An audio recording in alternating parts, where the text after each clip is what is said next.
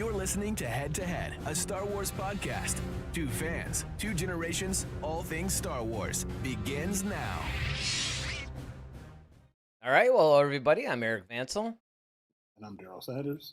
And we're your hosts for this show. And so, of course, sorry about last week. Unfortunately, sad. Everybody had been following, how my mom was sick and everything. Unfortunately, she passed away last Sunday. And I just couldn't really do the show last week. But I'm back now because, honestly, I know you had a rough week. Obviously, I had a rough week. So it's one of those things like, you know what? Let's try to bring a little bit of fun and joy back into all of this. And of course, we have a lot of fun talking to you guys. And again, we're sorry we're like a half hour late. That one couldn't be avoided. So, it is what it is. Hopefully we have some people chatting tonight. I know Ted, you're with us.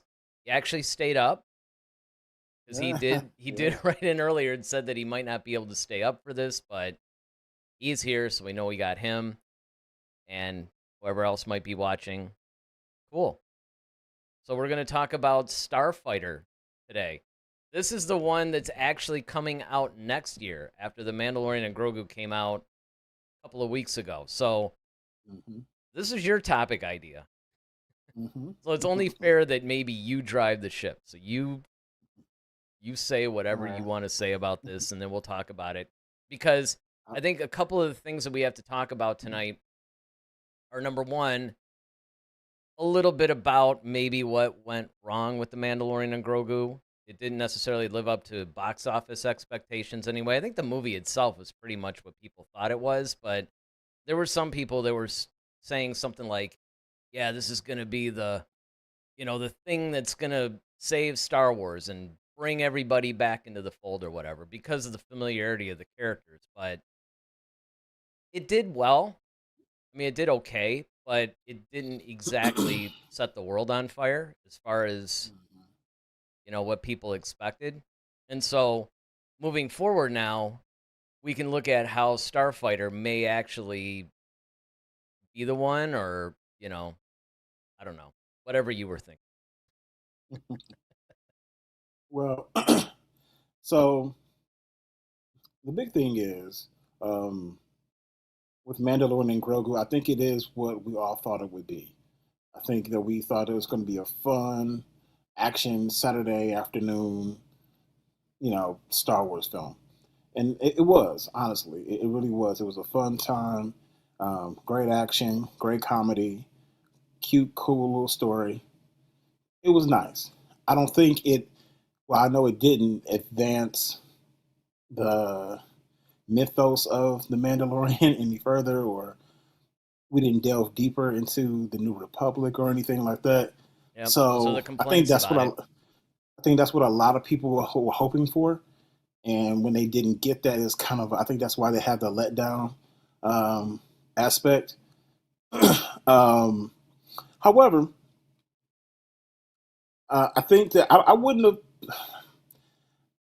I don't think that Mandalorian and Grogu should carry necessarily the weight of, is Star Wars still viable? Yes and no, because yes, I think they needed to prove that they can still tell a good story. They had good action. It had good characters. It made you feel like you were in the Star Wars universe. I think it did all of those things. I think it checked most boxes. Now, if you're looking for something that's a little bit more in depth or detailed, this wasn't the film for that.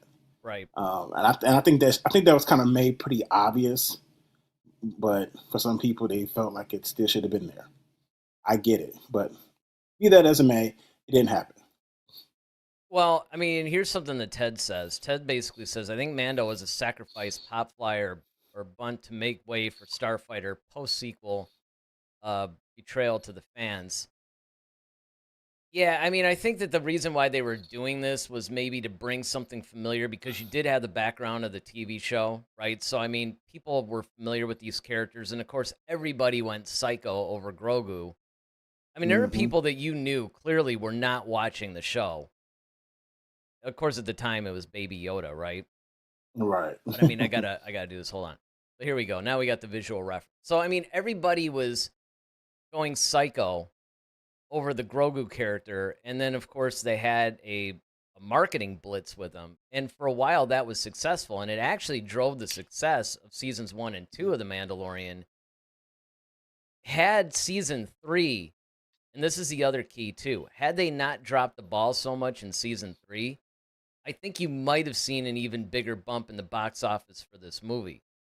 But I mean, you're right. It's not something like this is going to be the same weight as, say, a saga film or something like that, right? This was Mhm. probably, maybe it was a smart reintroduction to bring The Mandalorian and Grogu to theaters. So it is familiar. It is something that, hey, we're reintroducing Star Wars to the theatrical audience.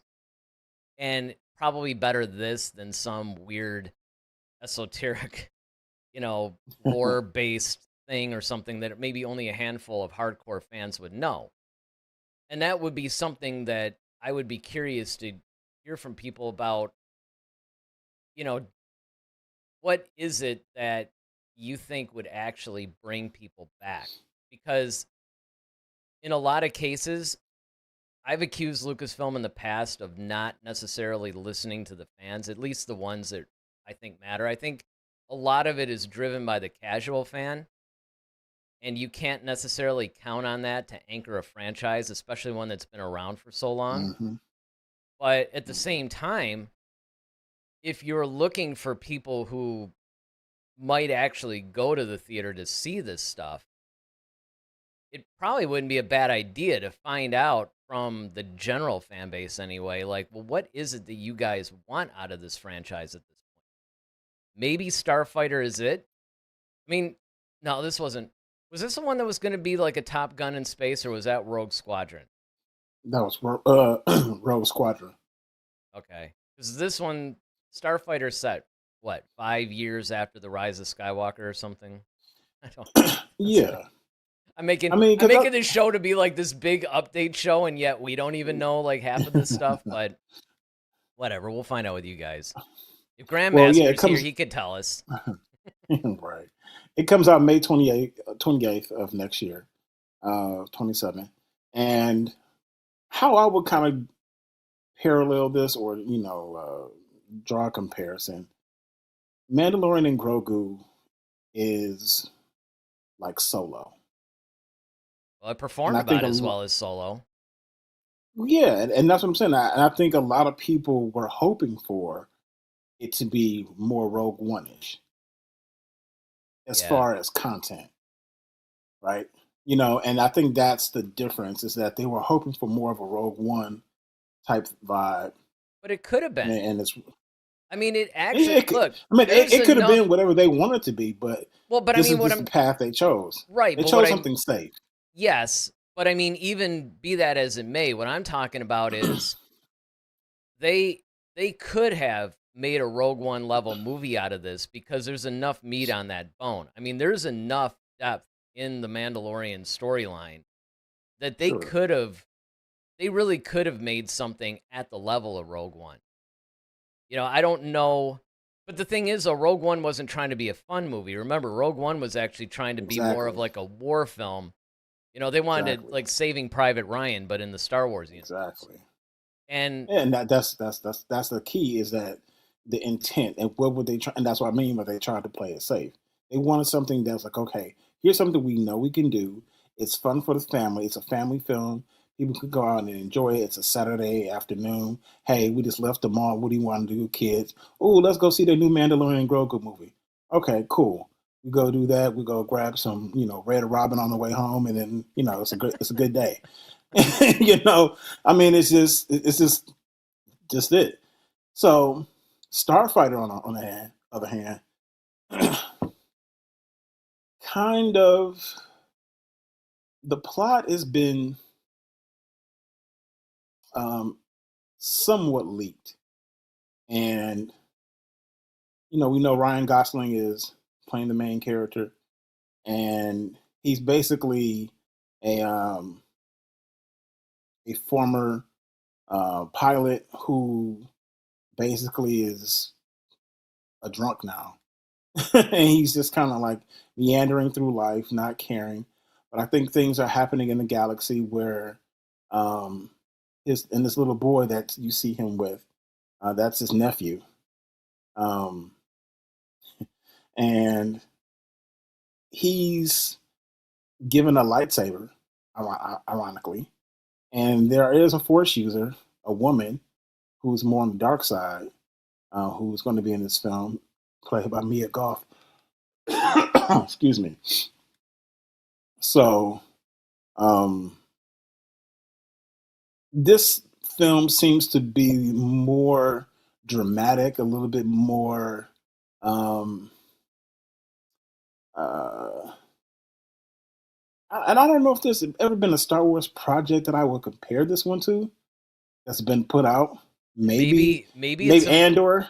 well, it could be a Maybe, more adult version of Skeleton Crew.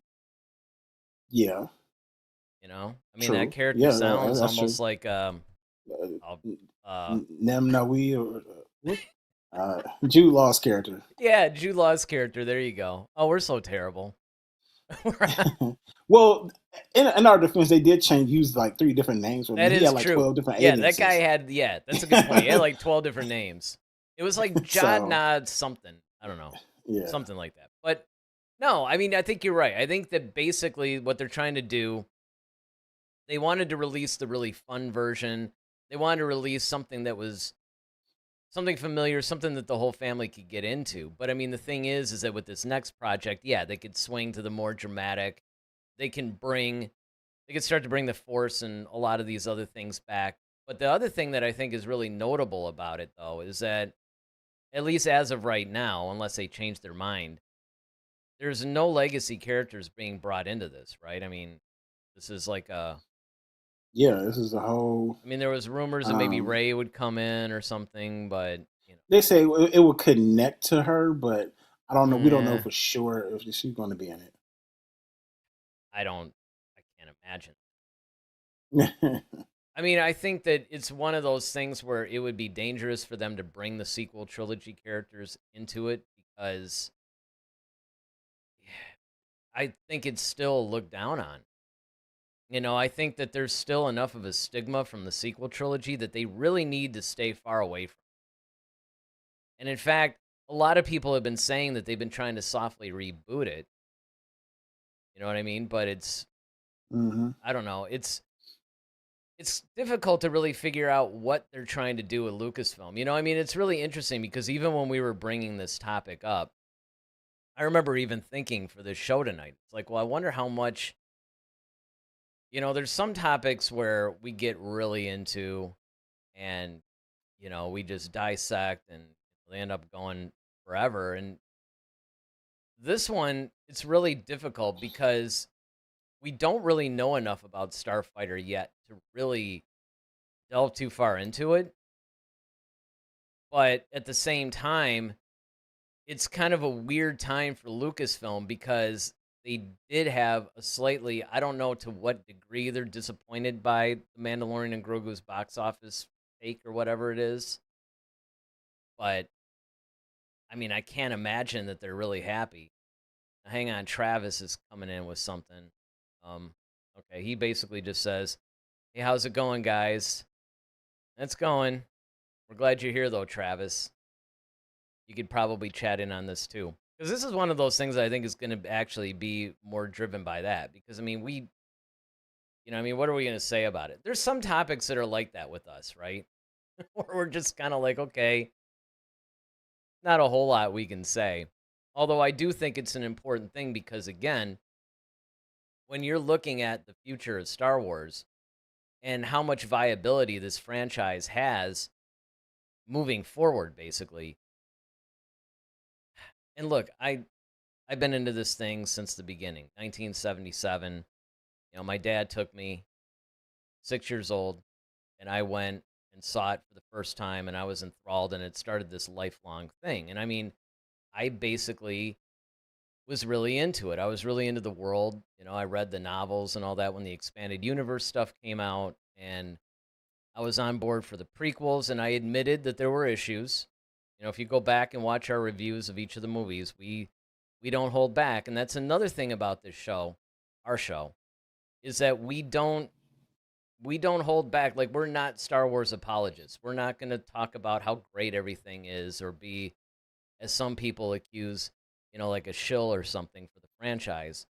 We're not that. I mean, we're honest. I mean, if we like it, we'll say so. If we don't, well, then we'll say okay.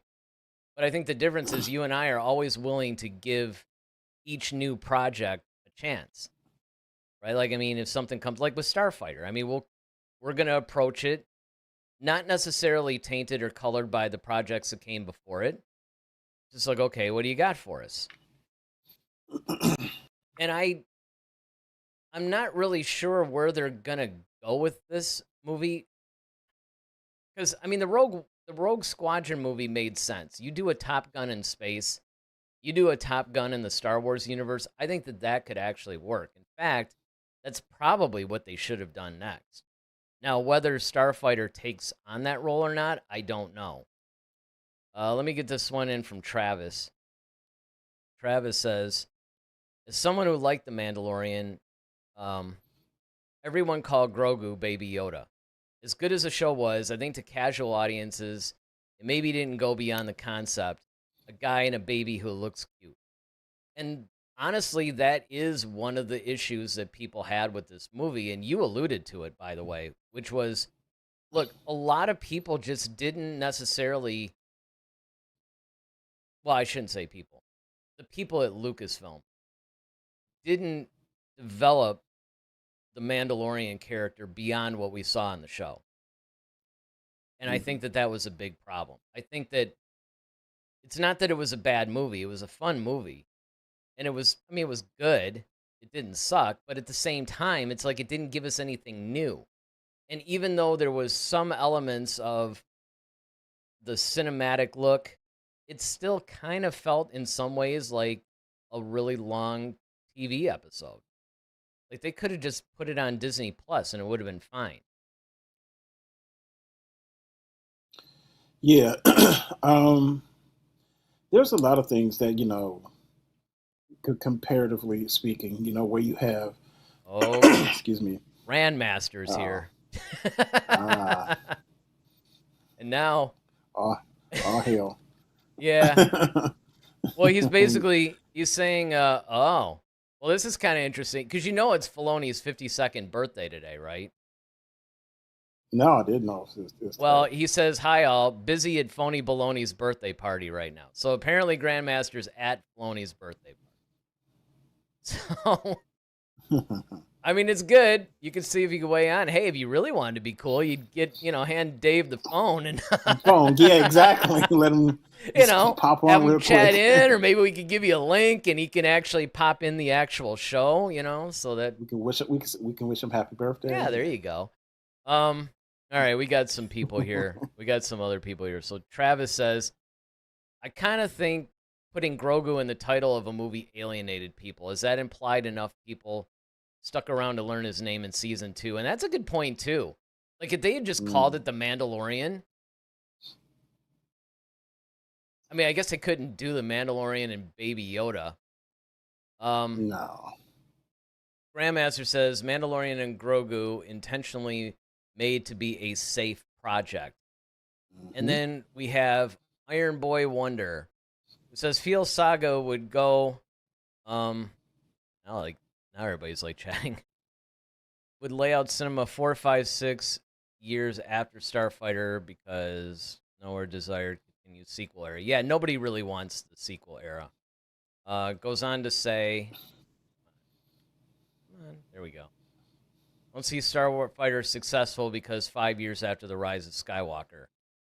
I mean, I could see that because, again, and this is something that we brought up earlier, right? That it does, if you tie it too much to the sequel trilogy, that in and of itself can turn people off. Travis goes on to say, Starfighter, I believe, has a better chance in title alone. Movies like Backrooms, Obsession, Barbarian, mainly horror, all with one-word titles that are easy to understand.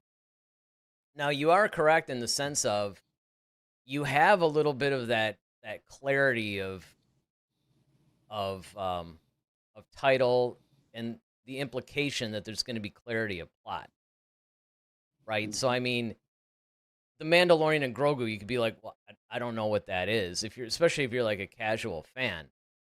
But I mean, if you just see something called Starfighter, I mean, you probably have an idea, right? I mean, wouldn't you agree with that?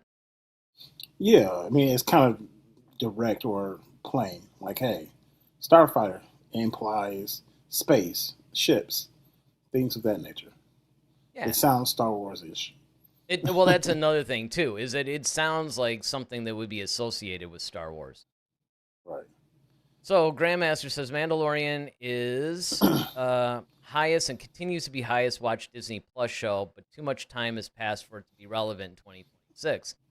That's another really good point. If they had come out with this movie a few years earlier, forget the fact that season 3 was basically a disappointment. I mean, it still did okay. It just didn't do as well as seasons 1 and 2.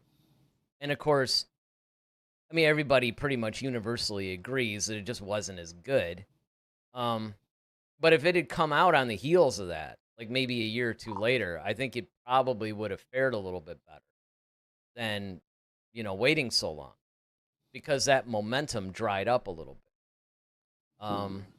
Iron Boy Wonder says, feel only successful Star Wars 2027 50th anniversary. Yeah, I could see that.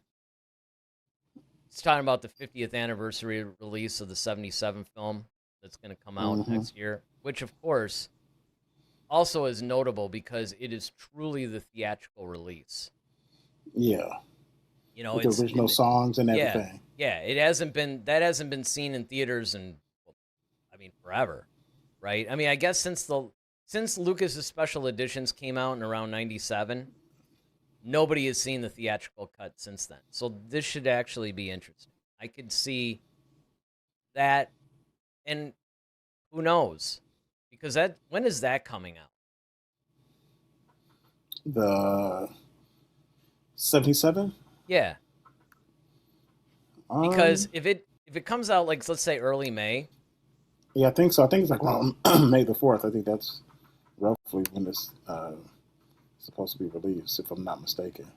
Well, if you are a Grandmaster, you'll correct it. Yeah, go ask Phony Baloney over there. Yeah, are you looking it up now? Yeah. All right, well, while you look it up, no matter if it comes out in, say, like February or something, because I think I heard something, too, that it could be like the end of February. But whether it comes out at the end of February or early May, the point is it's going to come out right before Starfighter. So if they... February 19th. Okay, so if it comes out February 19th and then Starfighter comes out like a couple of months later... May 28th. Yeah. Then I think that that's going to be a good enough push. And then Travis says... It's starring Ryan Gosling will obviously help, considering Project Hail Mary did so well. Being based on a book released within the last couple of years, it shows that he has star power. And that's a good point. And yes, thank you, Iron Boy Wonder. Also put out February 19th.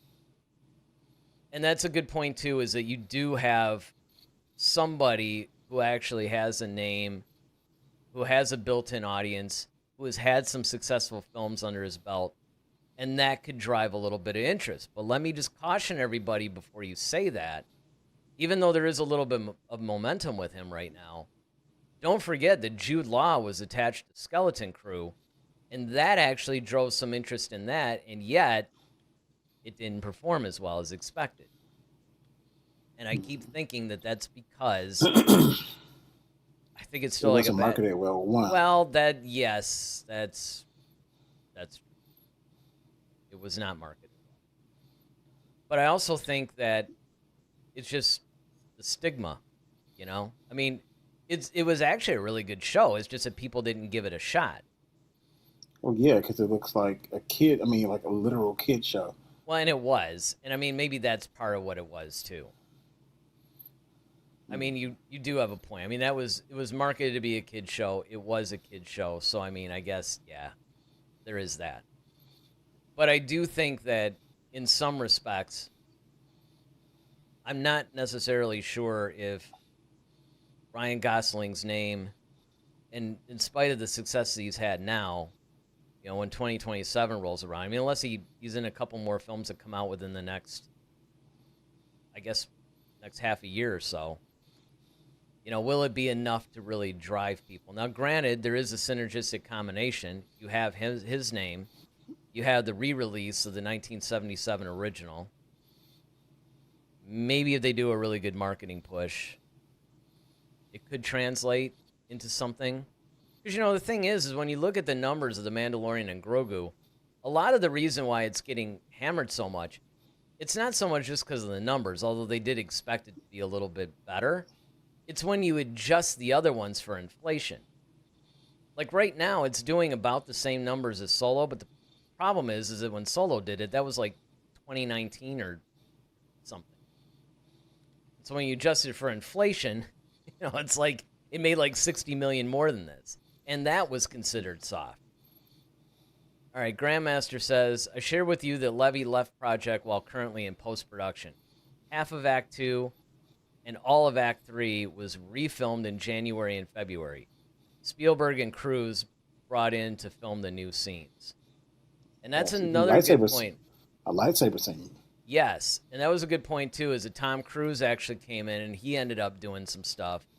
Spielberg ended up doing some things as well. And if they actually start to heavily market that, I think that could actually bode well for them.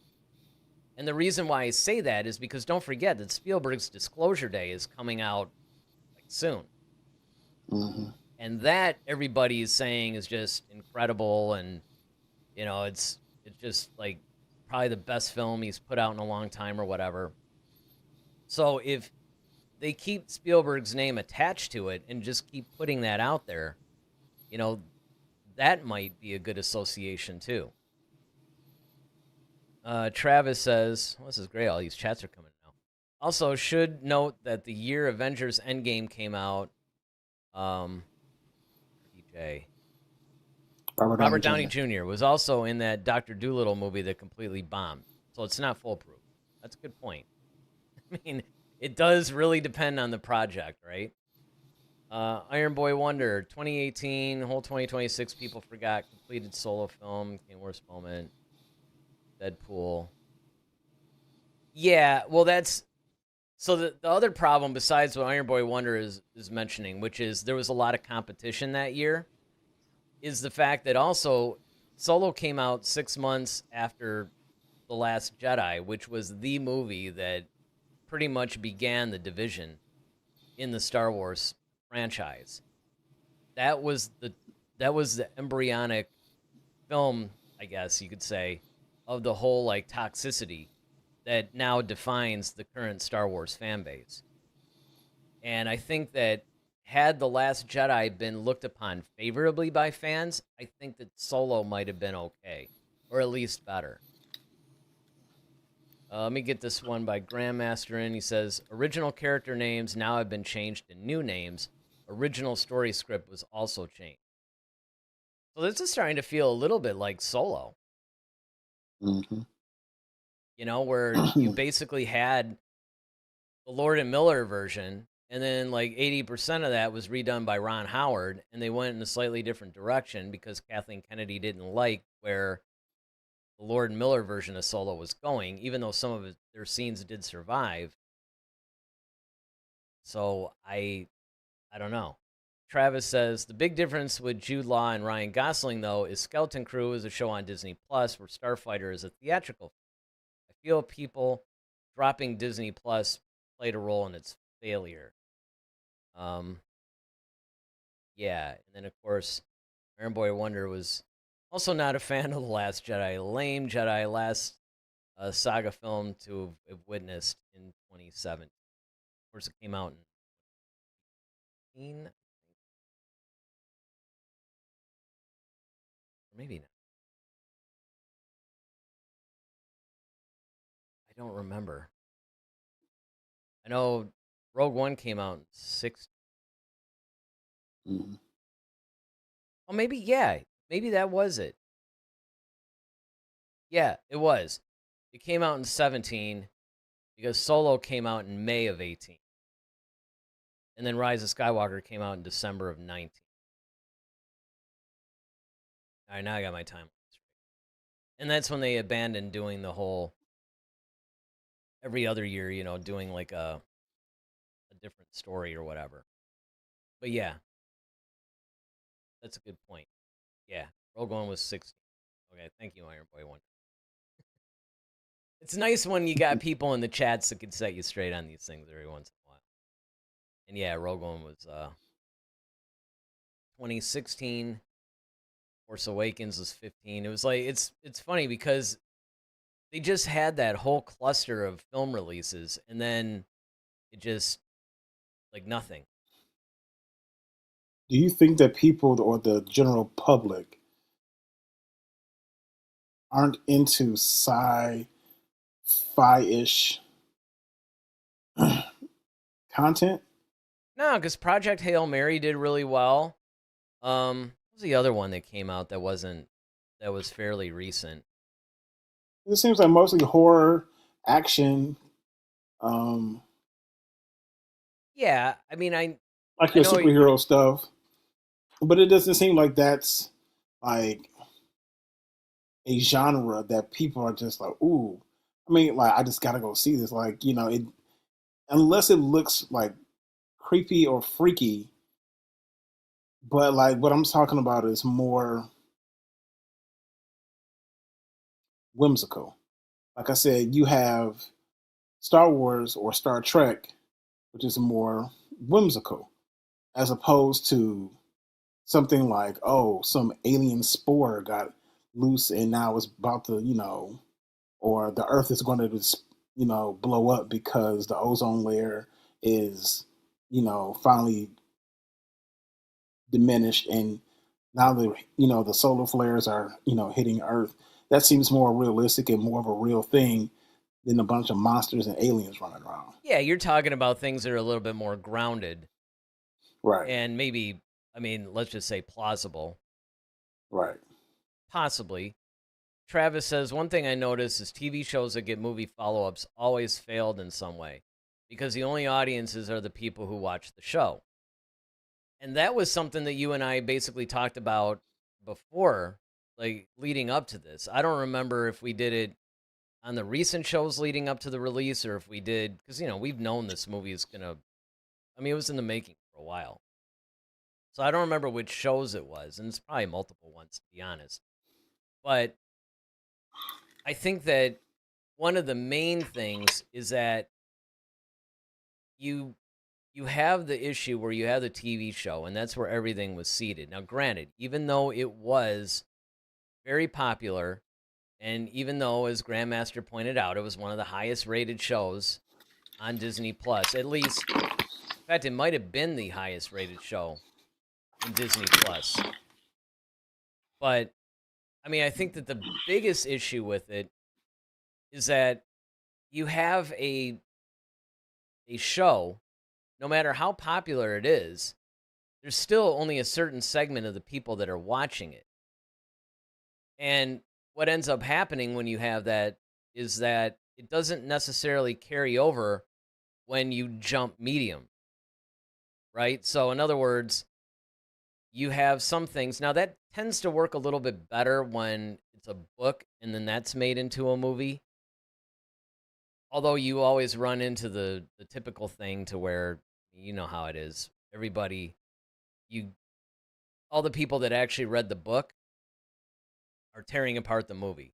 Perfect example of that is Jack Reacher. When the Jack Reacher movies with Tom Cruise came out, everybody, like, it, whether you loved it or hated it, depended on whether or not you were a fan of the book series or if you had never read the books. Because I saw, not only through reading a bunch of stuff online and watching YouTube videos and stuff, but even talking to people in my own life, because Tom Cruise looked nothing like the Jack Reacher character as described in the books. In fact, the TV series that's on Amazon Prime, that guy looks a lot more like the Jack Reacher of the books, which is why the book fans are happy with that series. But when the Tom Cruise movie versions came out, they hated it. Not because they thought the movies were necessarily bad, but they just could not get behind Tom Cruise as Jack Reacher. They couldn't get past that. And so you do have that element of it, right? Where you have the people that are really big fans of the books, Harry Potter being another one, even though the Harry Potter books, I only read the first 4, but I mean, the first Harry Potter book, especially, I mean, that was practically verbatim. I mean, when you watch the movie, it was literally the live action version of the book. Grandmaster says Ninth Jedi will be released soon. I'm trying to remember, is that a book? You have to tell me more about that because I remember reading about it, but I can't remember what exactly it was. But I think that going to Travis's point, a lot of times when there's a book series or something like that, I mean, unless it's really big, when the theatrical audience sees it and they read that it's based on a book, a lot of times they'll go back and they'll check the book out. But you don't usually get that issue. Whereas if something starts out as a TV series, then yes, sometimes it has a little bit of a bumpy transition to the theaters. The other thing, too, is video game adaptations. Whenever you have a movie made out of a video game, it's usually not very successful and it's usually not well done. Now, I will say one exception to that is the Fallout series on Amazon Prime. I still haven't watched season 2 yet. I still have to do that. But I remember when I watched season 1, and keep in mind, I was an avid player of the Fallout series. I loved the Fallout series. And when it came to Amazon Prime, I'm like, oh, they're going to adapt Fallout? I don't know. But you know what? It was great. I mean, they did a great job on doing that. Okay, Dragonfly Mask, he joins us. Hey, the shirts, we have all these products now. And I think I put the link in the description. If not, you can watch in our, I think it's in the YouTube community post tab or whatever. You can get the link. But we actually have merchandise now. So you can buy head-to-head t-shirts, mouse pad. Actually, I've got, let's see, I have the mouse pad right here. So I'm using the mouse pad. We got mugs, we got shirts, we got like hoodies, we got a bunch of stuff that you can order. And of course, Dragonfly is one of our Jedi Master guys for Buy Me a Coffee. So the t-shirt is coming. So I just wanted to let you know that. But Dragonfly says it was an episode from Vision. That's right. Yes. And then I never get tired of hearing this. Ted Adam Green says you are 100%. Eric, it's just, I don't know. Never get tired of hearing that for some reason. And then Grandmaster says all 3 seasons of The Mandalorian are still the highest Star Wars Disney Plus viewed shows. Right. But the thing is that you have to remember that when you're translating a TV series to a film, it's wider than even just one streaming service. And I think that Grandmaster's previous point, when he said that there was a lot of time that transpired between season 3 of The Mandalorian and then also the movie, that The Mandalorian lost a lot of its momentum and certainly a lot of its relevance in 2026. And, you could feel it. Like, I remember one of the things that somebody had said in a YouTube review, and it turned out to be the case when you and I saw it. The first time I ever saw a Star Wars movie where people didn't start cheering when the Lucasfilm logo came up. Right. It just didn't seem to have that energy and that excitement that opening weekend Star Wars usually has. And, at this point, I've basically made peace with the fact that, yeah, this once invincible franchise just is taking major hits now, right? So I mean, it's kind of like I understand that. And actually, look, we call out anything that Lucasfilm and Disney, anything that they do with Star Wars that we don't like or think is bad. I mean, we call it out. We're honest. But it's still painful, though, I mean, there was a time where when something Star Wars came out, it was just an automatic billion-dollar thing or whatever, and everybody was excited about it, and there was a There's an energy and electricity in the air. I mean, even when you and I did that insane Oh, marathon when The Force Awakens came out, just so you guys know, because I know there's new viewers on here. There's some longtime viewers, but they may have came in after that we talked about them. But when The Force Awakens came out, they decided theatrically they were going to show like all 7 movies in the theater in this marathon that started at like, I don't know, 10 or 11 at night. 11 o'clock. Yeah, 11 o'clock at night. So it started at 11 o'clock at night on, was it a Wednesday or was it Thursday? You remember? It might have been on a Thursday. Yeah. So it was 11 o'clock at night on Thursday. And then they showed the new all the way into The Force Awakens, which actually started at 9 o'clock on Friday night. So Daryl and I were in the theater from 11 p.m. on Thursday to about 11 p.m. on Friday. 24 hours. And basically what they would do is they would give you, I think it was like 10 minutes or something between each movie, and then they would give you like a half hour between each trilogy. Because I remember it was like 6 a.m. when you and I went to Subway to get breakfast after like the prequels. Yeah, that's a chomping on buttery popcorn all day. Yeah, I mean, it was crazy. And people, people came like in costume and stuff, but they were also like dressed up in pajamas and, they had blankets and sleeping bags. And I mean, it was brutal. I mean, it was. I'm not gonna lie. Brutal. It was tough. Like, by the time they actually it was only adrenaline of seeing a brand new Star Wars movie that was even keeping me awake. I mean, I was so jacked up on caffeine that day. Besides what you could get in the theater, I remember we started downing like energy drinks, and like we were just doing. I was terrified of going to sleep during the new film because I was already nodding off doing like Phantom Menace or some of the other classics. I mean, it's okay because it's not like I haven't seen them a million times, but I mean, it's still, that's kind of why we're there, to kind of experience it in the theater again. But I remember one of the things that you said that was hilarious to me was when you're like, okay, if they do this again before like The Last Jedi or whatever, it's like let's just skip like the Phantom Menace, or let's just skip let's just start with like Revenge of the Sith. I'll go. I want to be there because I want to get my seat. I want to get my spot. But I'm definitely going to sleep. I'm definitely going to sleep doing like the Phantom, like the pod race scene. Going to sleep. Like there's certain spots I'm going to take my nap, and that's fine. Like, as long as I get my little naps in here and there, and I get to wake up and I'm seeing my favorite scenes. If I hear Empire and it's like, the Force is with you, young Skywalker, but you're not a Jedi yet. Okay, now I wake up. Okay, I need to see the scene. This is one of my favorites. Okay, cool. And we can go on from there. I think I'm just going to start doing rails of cocaine, to be honest with you. It's got little mirrors. It'll be like a little bit of a different concession stand. Let's just put it that way. Shooting heroin or something. Because, I mean, honestly, I still can't believe that we did. It's funny because I tell people about it.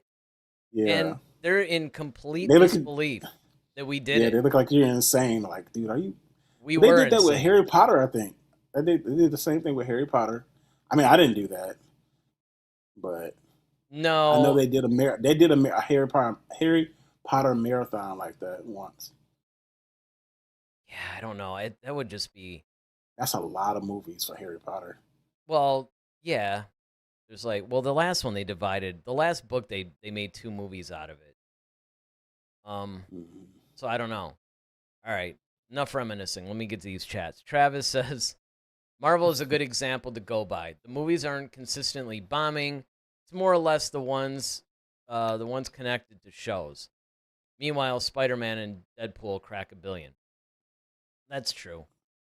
Grandmaster says, fan expectations for what they expected Mandalorian and Grogu to be is what caused Mandalorian and Grogu to fail. Fans wanted specific characters to be in it, and when they weren't, they were disappointed.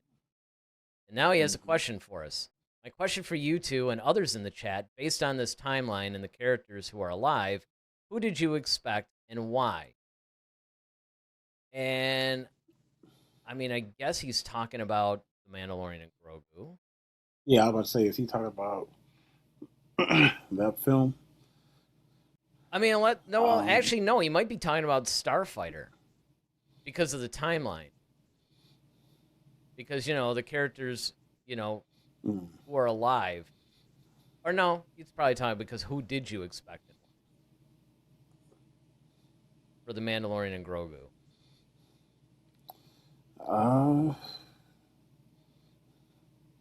No, it's putting us on the spot. It's almost like a game show. The question is, for the Mandalorian and Grogu. From the book. I'm going to say, because Gideon didn't die, right? I embarrassingly don't remember. I don't think so. I don't think he died in 3. So that's what I mean. Like, it was heavily implied that he died. Well, here, Iron Boy Wonder actually has an answer. He says, perhaps expect Luke Skywalker.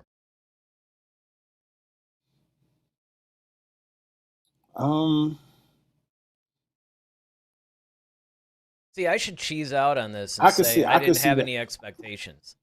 I mean, honestly, I really didn't. I didn't either, and that's the thing. But if I have to, right? If I'm being exactly, but I mean, if I had to, I could say that okay. I thought maybe in order to drive some marketing, they might have done a Luke cameo. They could have conceivably done an Ahsoka cameo. For something. Because again, and I understand what they were trying to do, and I actually applaud them for not doing those things, because that would have been a little bit lazy in my opinion. But at the same time, I mean, it probably honestly would have helped the movie if they had done something like that. But I don't know. I mean, as far as anybody else that could have been alive during that time period, Now, here's the thing. Now, in the beginning, I could see if you had some of the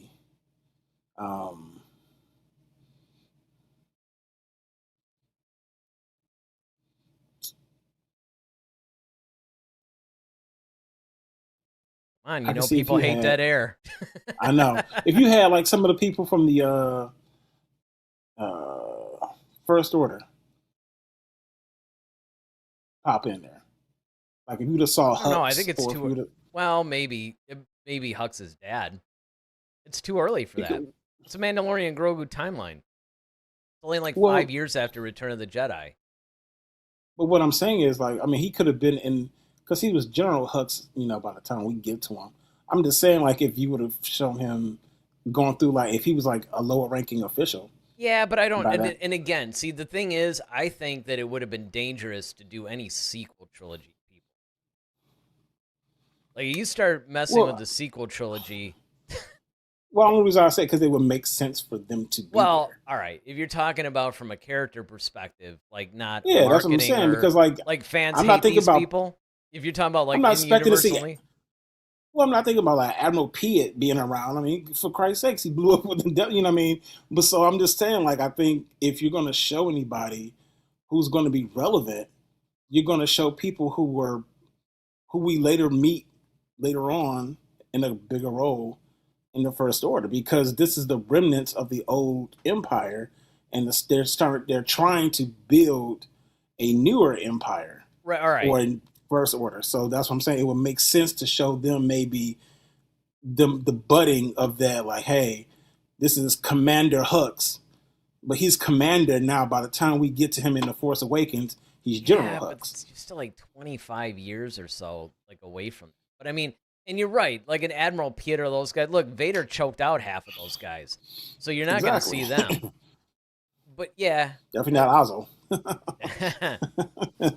That's true. All right, Travis says, "Haha, someone else who doesn't like the pod race. Attack of the Clones has like 3 pod races, action scenes that go on forever.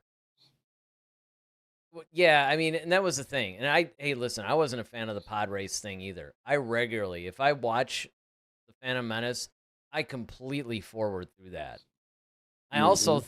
forward through that stupid weak space battle where Anakin's like, "Oh, this is pod race" and all that other stuff. It's like, dude, this is Let's go. horrible. Let's spin. That's a good trick. Oh Oh my yeah, god. don't even say it. It like it, it triggers me. God. All right, I yeah.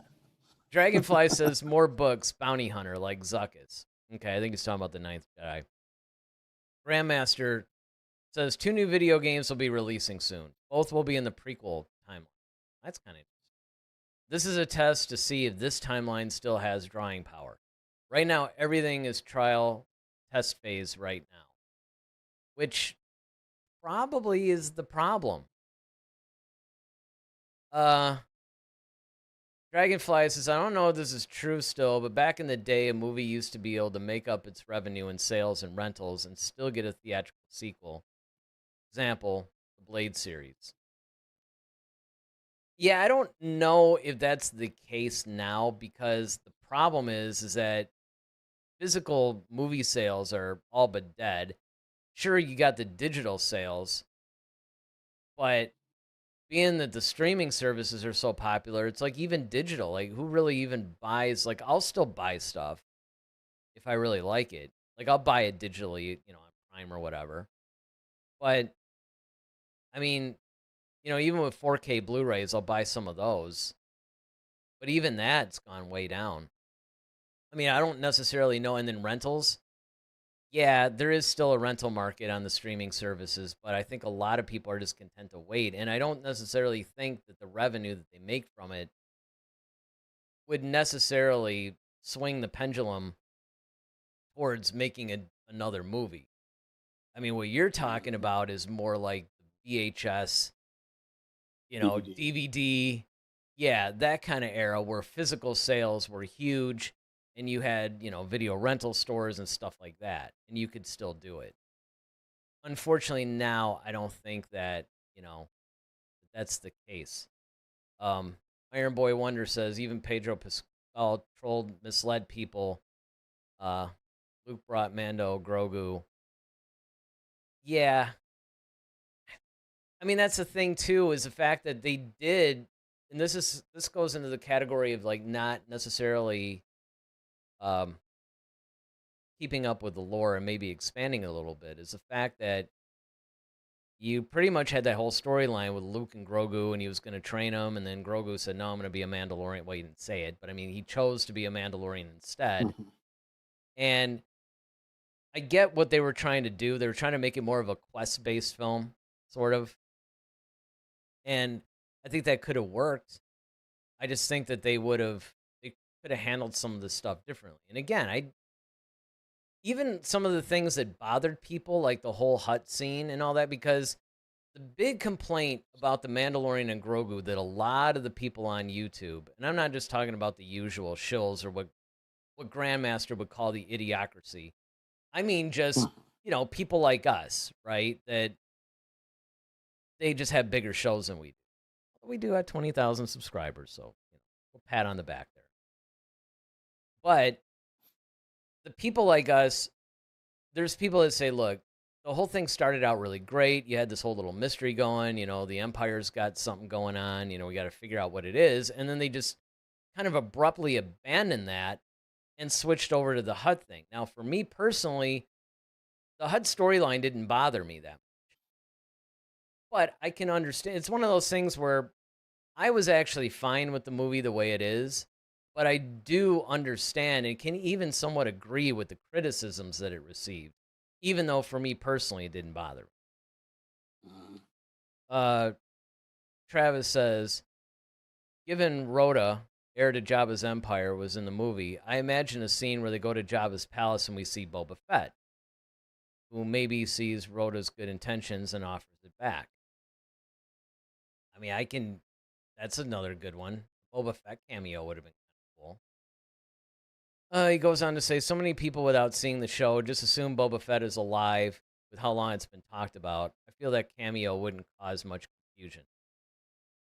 And then he goes on to clarify they did have Hux's father, Armitage, in the Shadow Council meeting in Mando Season 3. And that's why I brought up that he would be the one, that would probably make sense. Travis goes on to say, Dragonfly makes a good point. The 2021 Mortal Kombat movie was made for a little over $50 million and only made $80 million. Still got a sequel and was seen as a success, mainly streaming-wise. Grandmaster says, in the Mandalorian series, Luke and Ahsoka with Grogu storyline ended. The First Order doesn't start for another 25 years. Boba Fett also ended storyline in Mandalorian. Moff Gideon and Cad Bane died. And then he says, the only character that could have come back was Cobb Vanth. Who else? No one. Now you understand why they wrote the story they did. They were restricted with what they could do. And then Travis says, my criticism was mainly with the overabundance of action. Mando's skills and armor aside, he isn't challenged. Shooting up every room he goes into, firing every gun, piloting every vehicle that he finds. So I can understand the criticism. Maybe you see a little Ray in there. But let me just point out, play slight devil's advocate, and of course you can comment on this too. I actually liked that aspect of it because I felt like during a lot of the series, they were somewhat underpowering him. Especially season 1. It was kind of like they were trying to make him a little like a Boba Fett kind of character or whatever. Maybe that's why they did it this way, but I don't know. I found it refreshing that he was like a butt kicker in this thing. Yeah, I mean, I feel the same way. The Mandalorian was always, billed as this gunslinger. He's, kind of feared and, everything like that. And it's like you're not giving us the reason to know why he's feared. It's almost like I would love for him to almost be portrayed almost like a space version of John Wick, you know. That was it. And And that's what I was hoping we would get in this that's movie. yeah, exactly. That's what I wanted it to continue. I mean, again, the HUD storyline didn't bother me, but like a Star Wars version of John Wick using him, which would have been a perfect thing. hmm I think that would have been great. Travis says, I was reminded of Rise of Skywalker when Poe and Finn land on the destroyer and take out every stormtrooper as if it's no problem. That was the majority of the first Mando and Grogu. But I think that a lot of it, though, look, I don't know, you can almost make the argument, too. Finn's a stormtrooper, so he would know. I don't know. For some reason, it just didn't bother me this time. And actually, even when Finn and Poe did their thing, I don't remember being bothered by that either. Now, there's a lot of other stuff that bothered me. Maybe that overshadowed it. I don't know.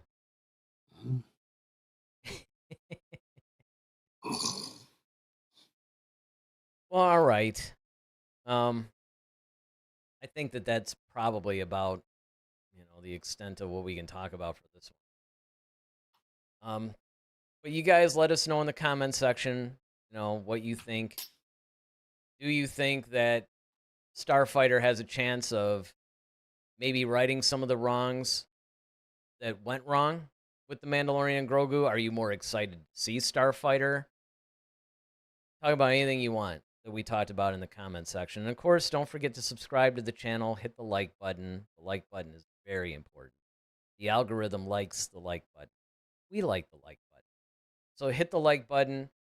Subscribe. If you do subscribe, hit that notification bell because you guys know, look, we went on a half hour later than usual. So, make sure that you hit the notification bell so you always know when we're going live. And we don't really know yet what we're going to talk about next time, do we? Not yet.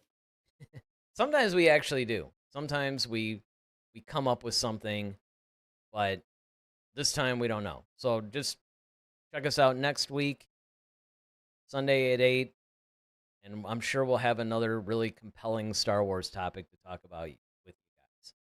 All right? So I think that's going to do it for tonight. Do you have anything else you want to say? The good of the Nope. First Order? Yeah. No, All right. not at all. Cool. We thank you guys for watching, as always. It's always fun to chat with you guys. And, in light of what just happened with my mom. And my mom, by the way, was a huge fan of the show. I mean, she used to chat a long time ago, and then she stopped because she hadn't kept up with a lot of Star Wars. I think the last movie that she saw was Solo. And she didn't really watch too much of any of the Disney Plus stuff.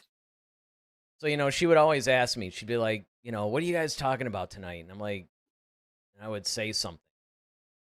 And she would have no idea what it was. Or sometimes, she would try to chat in, but we would be covering, like, I don't know, lightsaber fighting forms or something crazy, like something that there'd be no way she could weigh in on it.